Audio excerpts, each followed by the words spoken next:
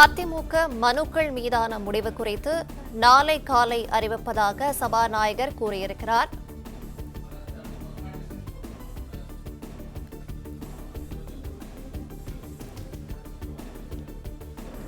அதிமுக மனுக்கள் மீதான முடிவு குறித்து நாளை காலை அறிவிப்பதாக சபாநாயகர் கூறியிருக்கிறார். விவரங்களை இணைப்பில் காத்திருக்கும் செய்தியாளர் பிரகாஷ் வழங்கிட கேட்கலாம்.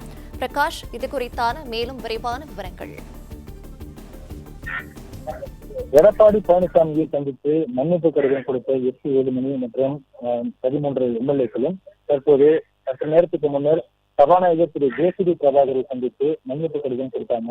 தனித்தனியாக ஒவ்வொருவரும் தனித்தனியாக அவருடைய பெயர்ல மன்னிப்பு கடிதம் கொடுத்திருக்கிறாங்க. இந்த மன்னிப்பு கடிதத்தை சபாநாயகர் திரு ஜே.சி.டி. பிரபாகர் பெற்றுக்கொண்டார். அதன் தொடர்ச்சியாக சற்று நேரத்துக்கு முன்னர் திரு ஜே.சி.டி. பிரபாகர் செய்தியாளர்களை சந்தித்தார். அதிமுக சட்டமன்ற உறுப்பினர்கள் இருவேறு குழுக்களாக பிரிந்து இருவேறு மனுக்களை அளித்திருந்தாங்க.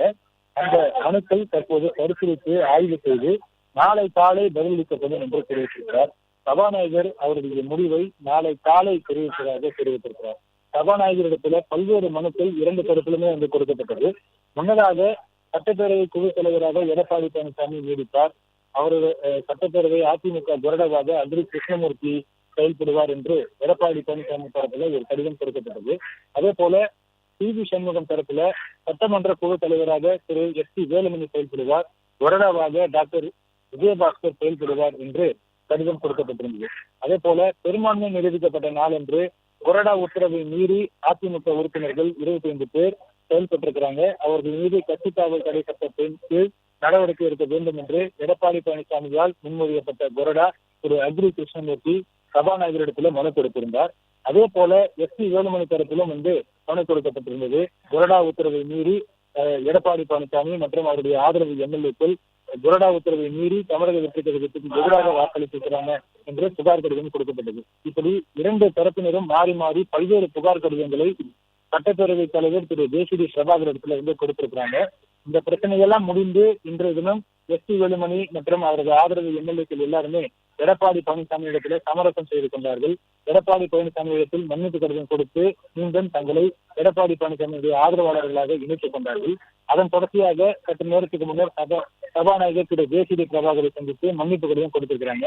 இந்த கடிதங்களை எல்லாம் பெற்றுக்கொண்ட திரு சபாநாயகர் திரு ஜே.சி.டி. பிரபாகர் இந்த கடிதங்கள் எல்லாம் ஆய்வுக்கு உட்படுத்தப்பட்டு நாளை காலை தன்னுடைய இறுதி முடிவை அறிவிப்பதாக தெரிவித்திருக்கிறார். இந்த இறுதி முடிவு என்று பார்க்கும்போது இனி வரும் நாட்களில் சட்டப்பேரவையில அதிமுக சட்டமன்ற குழு தலைவர் யார், கொறடா யாரை சபாநாயகர் அங்கீகரிக்க போகிறார் என்பதுதான் அவருடைய இறுதி முடிவாக இருக்க போகிறது. 2 தரப்பிலிருந்தும் பல்வேறு கடிதங்கள் கொடுத்திருக்காங்க, மன்னிப்பு கடிதங்களும் கொடுத்திருக்கிறாங்க. இதனை எல்லாம் பெற்றுக் கொண்டிருக்கக்கூடிய சபாநாயகர் திரு ஜே.சி.டி. பிரபாகர் இதனை எல்லாம் ஆய்வு செய்து தன்னுடைய முடிவை நாளை காலை அறிவிப்பதாக தெரிவித்திருக்கிறார். அவருடைய முடிவை எதிர்பார்த்துதான் தற்போது அதிமுக சட்டமன்ற உறுப்பினர்கள் காத்திருக்கிறாங்க.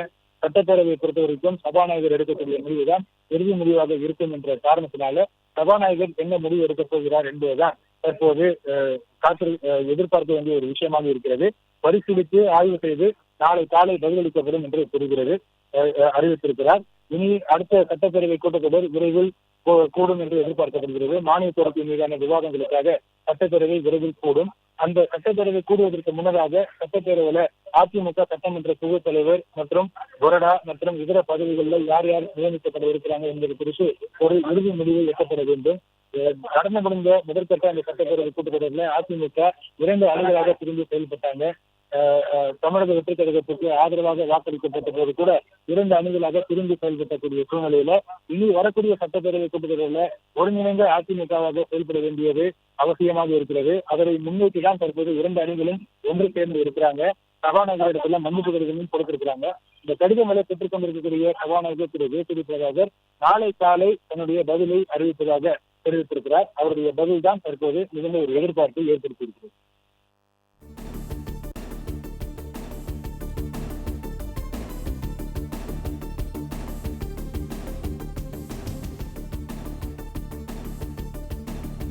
பிளே ஸ்டோர் மற்றும் ஆப் ஸ்டோரில் இருந்து பாலிமர் செயலியை QR கோடு மூலம் பதிவிறக்கம் செய்யுங்கள். செய்திகளை உடனுக்குடன் பெறுங்கள்.